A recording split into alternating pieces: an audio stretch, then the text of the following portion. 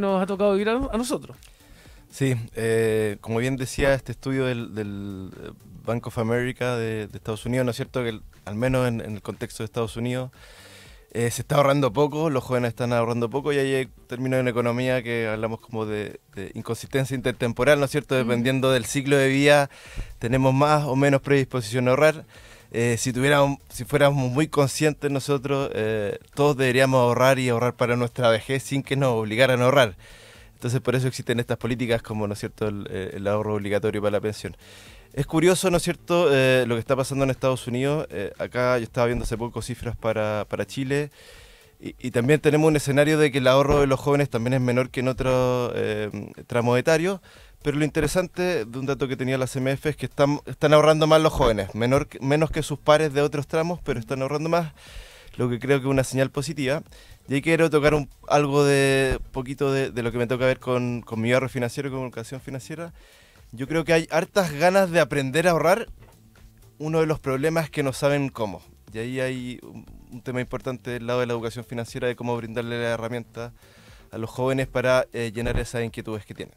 Tremendo desafío, efectivamente, enseñar desde chiquititos a ahorrar, a invertir también, que es otro distinto, ¿no es cierto? Ahorrar es más que nada acumular y invertir es pensando ya con objetivos específicos. Pero antes de irnos a lo que hace Mi Barrio Financiero y todo este tema de educación financiera, a mí me surgió una pregunta cuando leímos este estudio y es que, ¿qué estará pasando? Hay un tema de que cambian las prioridades de las personas y por lo tanto hoy día son más cortoplacistas y quieren los jóvenes, no sé, la inmediatez, ¿no es cierto? Que vivimos en un mundo obviamente donde todo se espera que sea inmediato, o también se está encareciendo mucho el estilo de vida o más que el estilo, el costo de la vida para estos jóvenes que hace que no se pueda ahorrar. ¿Cuál crees tú que es ahí el diagnóstico un poco? Sí, no hay un estudio al menos que haya revisado que muestre, pero lo que uno ve más o menos en la práctica es que efectivamente el costo de la vida está subiendo, lo vemos, se ve en Estados Unidos, se ve acá en Chile, ¿no es cierto? Hace algunos meses salió un estudio de TINSA que salía cuánto uno tiene que tener de ingresos para poder acceder a una propiedad y cuánto los bancos exigen. También las nuevas generaciones están más acostumbrados a que todo es inmediato, entonces si les gusta algo, hay poca reflexión respecto a si lo van a comprar o no, si tienen los recursos lo van a comprar, entonces también creo que son dos cosas. Uno, efectivamente está aumentando el costo de la vida, es más caro tomar inversiones más grandes y de largo plazo, por lo tanto, como es el sueño que teníamos de la casa propia, yo creo que está más lejano para muchos jóvenes. Y segundo, también está este tema de que las nuevas generaciones están acostumbrados, son nativos digitales, aprendieron con el teléfono en la mano, que no necesitan acordarse de qué era lo que habían hecho, sino que llegan y buscan en el teléfono qué fue lo que hicieron, no le preguntan a Google. Entonces creo que un poquito va en ambos sentidos. Y muchas veces, Joaquín, Pamela, en distintos estudios que se han hecho con respecto a las inquietudes de los nuevos trabajadores en la empresa, así como muchos antiguamente nuestros padres era poder afirmarse en el trabajo, ojalá durar lo más posible, después con el tiempo buscar capacitación y fue cambiando en cuanto a las prioridades hoy día, o por lo menos hasta hace muy poco en los más jóvenes, su tiempo libre, su flexibilidad era lo más importante y eso también culturalmente aplica a que va ligado a la inmediatez y por mucho que entiendan la importancia del ahorro, finalmente en cuanto a sus conductas, se hace mucho más difícil con todo esto que ustedes están mencionando. Sí, interesante ahí el dato que les comentaba de la CMF, lamentablemente no encontré un dato más reciente, este estudio es del 2020 de la Comisión para el Mercado Financiero, mostraba que las prácticas, entre 4 años habían mejorado las prácticas de ahorro de los jóvenes, pero aún estaban muy lejanos, ¿no es cierto?, a las prácticas y los montos que tenían las personas de tramo un poquito de mayor edad. Puede ser por condiciones de mercado, hay todo un tema estructural, ¿no es cierto?, y lo vimos en pandemia, que los primeros que salieron del mercado laboral fueron los jóvenes. Vemos más rotación en el empleo de los jóvenes, lo que hace que de repente jóvenes los que están entrando de etapa laboral, un año, cambian de trabajo otro año y eso obviamente va generando un mayor aprendizaje por parte de ellos, hacen muchas tareas en pegas nuevas, ¿no es cierto?, pero también una menor posibilidad de ahorrar de manera más consistente, porque si me estoy cambiando constantemente de trabajo es más difícil mantener una tasa de ahorro permanente, que idealmente debiese ser entre un 15 y un 20% de lo que tenemos de los ingresos. Joaquín, y acá, bueno, tú eres profesor de economía, de hecho, así que quizás nos puedas ayudar con esta próxima pregunta, que es un desafío enorme, porque, claro, hay una preocupación respecto a estos mismos jóvenes, ¿no es cierto?, que en el caso de que quedan desempleados, por ejemplo, no tienen ni siquiera para cubrir un mes de sus gastos básicos, pero también hay una preocupación país, porque al final el ahorro y la inversión son vitales para el crecimiento del país. Hoy día estamos en una economía que está creciendo bastante débilmente, ¿no es cierto?, de haber pasado a crecer al 4 o 5%, estamos creciendo del orden de 2%, y si tenemos un cambio estructural en el nivel de ahorro de las personas, claramente que incluso este 2% se va a ver lejano. Entonces, ¿cuál crees tú que es el impacto? ¿O crees que es algo más bien transitorio y que en la medida en que va aumentando la edad, debiéramos ver que efectivamente empiezan a ahorrar más? Acá vamos a hablar un poco, a mí me gusta más la microeconomía y esto es más de macro, pero obviamente uno como economista y la tendencia, ¿no es cierto?, es la macro. Acá diría dos cosas. Efectivamente hay un tema conductual de que hay que tratar de mejorar la forma o los incentivos a ahorrar. Ahí le comentamos antes, antes de que empezara el programa, ¿no es cierto?, que históricamente uno se acordaba de estas libretas de ahorro que le hacían a uno, ¿no es cierto?, cuando nacía, le generan la libreta de ahorro. Eso va muy de salida, de hecho, un producto que todavía sigue vigente, pero de hecho tiene poca penetración por parte de los bancos. Y hay un tema cultural, efectivamente hay que ver la forma de recuperar eso.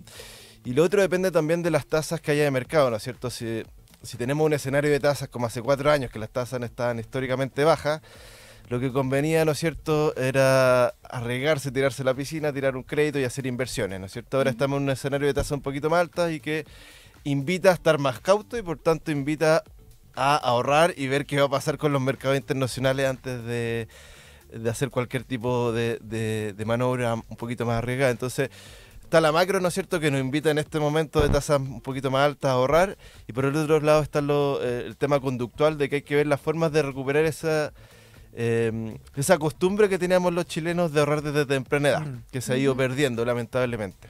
Costumbre que se puede traducir en hábitos finalmente, que se van repitiendo y que la gente se va acostumbrando y que parten desde la base, evidentemente. Estamos Oye, y que además ¿sí? parte desde los papás, yo creo, Sí. de enseñarle a los hijos y desde muy temprana edad decirles, mira, yo te paso esto, pero esta parte ahórrala, guárdala. Y ¿no? volvemos al tema de hablar con naturalidad de dinero, de la plata, cuánto cuestan las cosas, la importancia del ahorro, la inversión. Estamos con Joaquín Fernández, secretario técnico de Mi Barrio Financiero, iniciativa de la FEN y de la Asociación de Bancos. Ahora, yéndonos a Mi Barrio Financiero, Joaquín, y de la educación financiera, y linkeándolo con la generación Z, ¿cuál es la percepción que tienen ustedes precisamente de eso, del conocimiento? Porque yo creo que ellos deben escuchar que es importante ahorrar, saber invertir, saber gastar, todo entendemos, pero de ahí a la práctica de tener como las nociones para poder aplicarlo, creo que hay una diferencia importante. Sí, primero voy a contar un poquito qué es Mi Barrio Financiero. Perfecto. Para las personas que nos están escuchando y que no han oído hablar de Mi Barrio Financiero. Mi Barrio Financiero es una iniciativa de la Facultad de Economía y Negocios de la Universidad de Chile junto con la Asociación de Bancos para promover la educación financiera. Y tenemos varios públicos priorizados, los jóvenes, entonces tenemos cierta experiencia en el trabajo de generación Z, los emprendedores, y tenemos un curso que ha sido bien exitoso en los últimos 2 años, la población en general y las personas mayores. ¿Ya? Y con respecto a la generación Z, nosotros tenemos un trabajo ya hace un poquito más de 4 años de trabajar con estudiantes, principalmente de educación media y con sus docentes. Capacitamos a los docentes para que los docentes se capaciten en educación financiera, en didáctica en educación financiera y trabajen con sus estudiantes. Y después los seguimos, ¿no es cierto? Y hemos tenido experiencia de ver cuál es el interés de los jóvenes en aprender estos temas y ha sido bien sorprendente. Uno creería que solo le interesa el tema de educación financiera porque está en el currículum desde el 2018, pero no es así. Los jóvenes les interesa mucho más de lo que uno cree, y hemos visto experiencias bien novedosas, desde emprendimientos que hacen y que tienen que hacer desde el presupuesto para llevar a cabo su emprendimiento, de hacer juegos para aprender educación financiera que está con un incentivo de ahorro, de inversión. Nos pasó en un colegio que por decisión de los propios jóvenes reemplazaron el ramo de tecnología por uno de educación financiera porque querían aprender más de educación financiera. Entonces yo creo que están las ganas de aprender. Nosotros como academia está la misión de cómo los vamos acompañando y también poder ir evaluando lo que estamos haciendo. Desde el año pasado estamos trabajando con INACAP y todos los estudiantes de primer año de INACAP están tomando un curso de educación financiera dentro del curso de formación general que tienen. Y lo que tenemos que ver ahora, sabemos que han aprendido, Sabemos que hay ciertos cambios en actitudes por lo que nos autorreportan, y lo que nos falta ver ahora es el cambio conductual, que es lo que queremos ver, y tenemos en carpeta y estamos trabajando con la CMF para hacer una evaluación para ver si el cohorte que capacitamos, que es el 2024, con su cohorte 2023, si hay cambios en términos de morosidad, en términos de acceso y uso de productos financieros, y ahí podríamos tener más luces de si efectivamente estamos pudiendo intervenir y hay interés por los jóvenes de lo que estamos hablando ahora, aumentar sus tasas de ahorro si tienen la capacitación adecuada. Joaquín se habla mucho de educación financiera y hoy día es un concepto que sinceramente engloba muchísimas cosas, ¿no es cierto? Entonces, cuando tú hablas de Mi Barrio Financiero, esta misión de llevar la educación financiera, curso de educación financiera para la ciudadanía, ¿qué se lleva exactamente? O sea, cuando uno dice, mira, es que en Chile la educación financiera a nuestros jóvenes todavía es muy básica, es deficiente, ¿qué es lo que es básico? ¿Qué conceptos son los que no han logrado todavía entender o no hemos? O sea, acá nos incorporamos todos, yo creo, no solo jóvenes. Sí, yo creo que todo, yo también me incluyo, independiente que haya estudiado economía, que haya estudiado finanzas. Transversalmente la población en Chile, de acuerdo a los datos de la OCDE, tenemos niveles deficientes. Como todas estas comparaciones, si nos comparamos contra los vecinos, estamos relativamente bien. Si comparamos con el benchmark OCDE, estamos relativamente muy mal. ¿Qué son los temas? Y ahí hay, la OCDE tiene una red que se llama INFE, que es International Network for Financial Education, que tiene ciertos temas que se trabajan. Y van desde la economía, algo de economía que es la macroeconomía, o sea, crecimiento, inflación, cuál es el rol de los bancos centrales, etcétera, a lo más terrenal, que son las finanzas personales, y ahí que es lo que más nos abocamos en Mi Ahorro Financiero, que es básicamente planificación financiera para poder decir ingresos menos gastos es lo que voy a poder ahorrar. Una vez que me planifico y puedo ahorrar algo, ¿cómo invierto eso? ¿Qué instrumentos tengo? ¿Qué es un interés compuesto? Que es una de las preguntas más deficientes que tenemos los chilenos. O sea, ¿qué significa interés sobre interés? ¿Y por qué es importante el concepto de tomar un depósito a plazo, por ejemplo, con plazo renovable, que se me va a ir capitalizando sobre los intereses que tengo? ¿Para qué nos sirven los seguros? ¿Qué es riesgo rentabilidad? Este típico, sí. A mayor riesgo, mayor rentabilidad deberíamos obtener, ¿no es cierto? A menor riesgo, menor rentabilidad.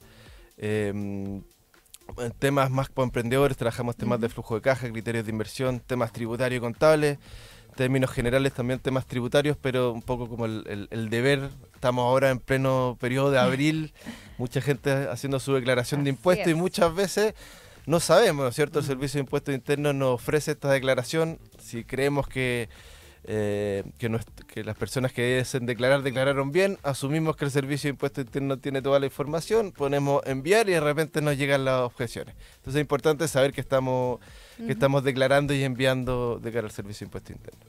Y con las personas mayores estamos trabajando temas que son de interés para ellos, planificación, inversiones. De hecho, ayer estuve en un taller con personas mayores, temas de emprendimiento y temas de alfabetización digital financiera, básicamente el uso de aplicaciones financieras, que muchas veces para las personas mayores es complejo.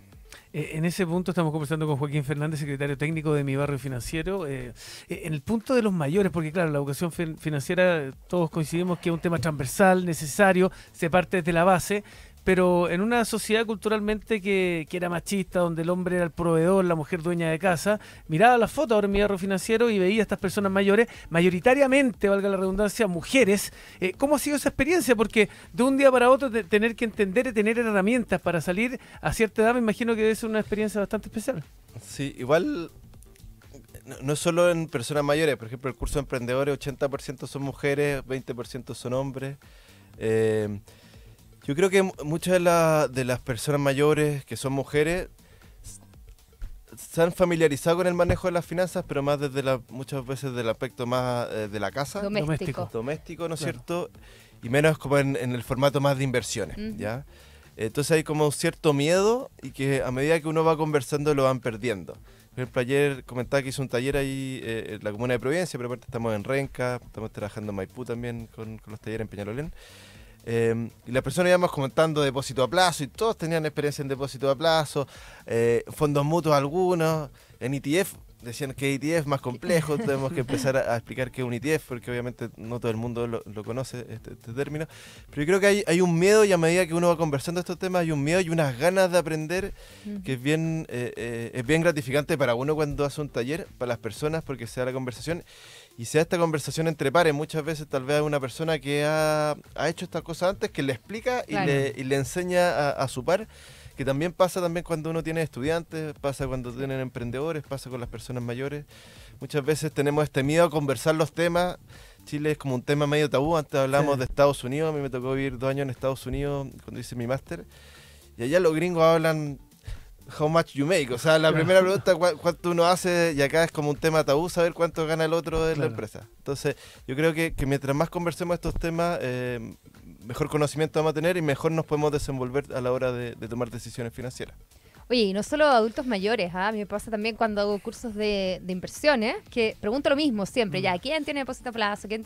Y ¿sabes qué? ETF, que son estos fondos de inversión pasivos, ya, que tú no tienes que tomar las decisiones, o acciones, ni te cuento, no hay nadie que levante la mano, pero después pregunto criptomonedas y todos levantan la mano, es increíble cómo se saltan varios niveles de riesgo en ese sentido.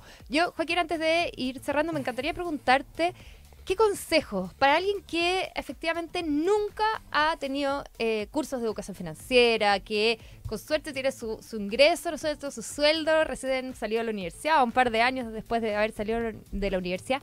¿Cómo empezar? ¿Cómo empezar con este hábito? ¿Cómo empezar a entender estos conceptos, pero sobre todo a aplicarlos? Sí, yo creo que y es lo más básico, y de repente uno tampoco lo hace. Yo igual lo hago porque soy medio maniático, pero hacer un flujo de caja personal, o sea, tener un presupuesto ya no tiene que ser lo más exhaustivo posible, pero ojalá que lo sea. De repente es medio tedioso, ¿no es cierto?, estar anotando cada una de las cosas que uno gastó, cuánto ingresó.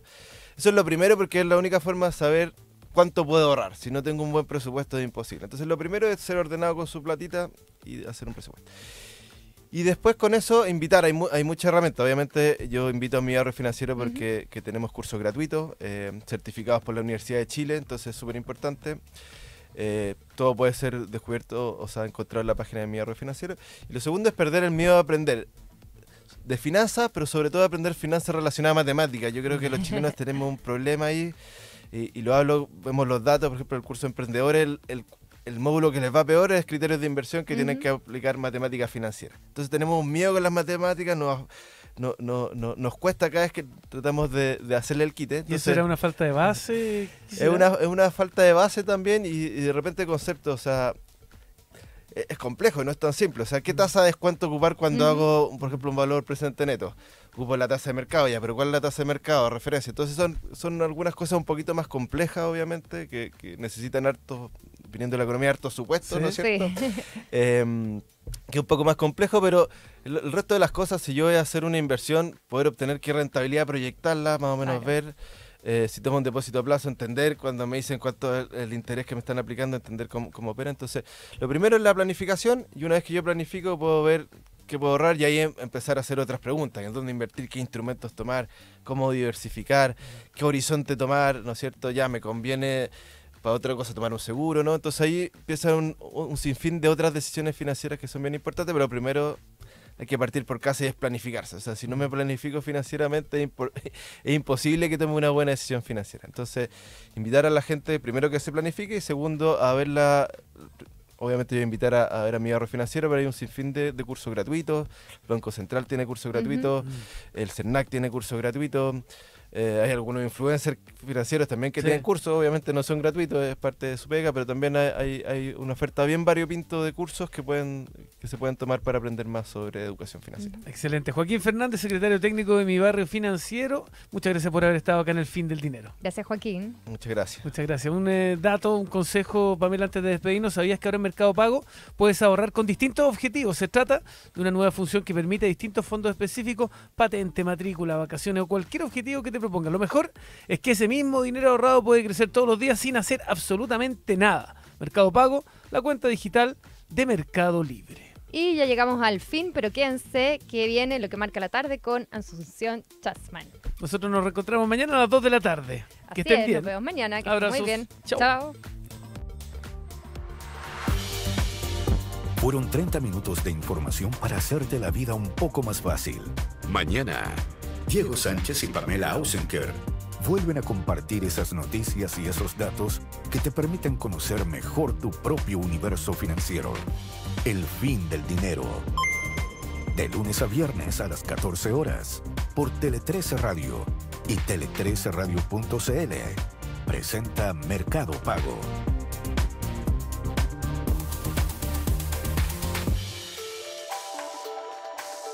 En Tele 13 Radio es la temperatura. En Santiago, 22 grados. En Viña del Mar, 14 grados. La información esencial está en todas partes. En el 103.3 FM, en tele13radio.cl, en el canal 667 de BTR, en nuestra app, en nuestro canal de YouTube y en nuestras redes. Tele 13 Radio. Estamos donde tú estás. Estamos en vivo en Copa Enel. La lleva Bam Bam. Se la pasa al Tommy. Oh, Tommy, mucho talento para su corta edad. Tommy se la pasa a la Sofi. Sofi Zamorano. Zamorano tiene el centro. ¡Y gol de Gaby! Un gol lleno de energía. Primer gol para festejar en esta Copa Enel. Porque en Enel, más energía es más deporte. Este 12 y 13 de abril vuelve Copa Enel, el campeonato de fútbol infantil más grande de nuestro país que acerca el deporte y la vida saludable a las nuevas generaciones. Conoce más de la energía del deporte en enel.cl. En Empresas Copec creemos que es fundamental revertir con urgencia y determinación la mentalidad cortoplacista que tanto daño le está haciendo a nuestro país